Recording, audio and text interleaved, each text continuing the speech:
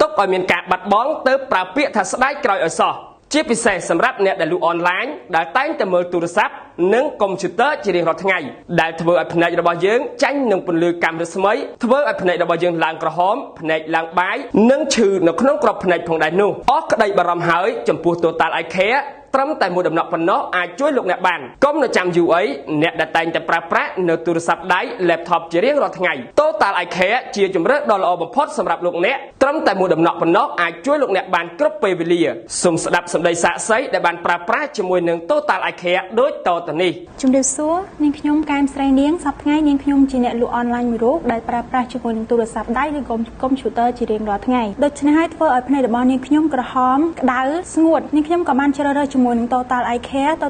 ពេលដែលបន្តចូលទៅវាជួយធ្វើឲ្យភ្នែករបស់នាងខ្ញុំត្រជាក់ច្បាស់ជាងមុនមានភាពងាយស្រួលក្នុងការនាងខ្ញុំប្រើជាមួយនឹងទូរស័ព្ទដៃឬកុំព្យូទ័រជារៀងរាល់ថ្ងៃសូមណែនាំពុកម៉ែបងប្អូនទាំងអស់គ្នាឬក៏អ្នកលក់អនឡាញដូចនាងខ្ញុំមកប្រើប្រាស់ជាមួយនឹង Total Eye Care ដើម្បីការពារពន្លឺអេក្រង់ទូរស័ព្ទឬក៏កុំព្យូទ័រ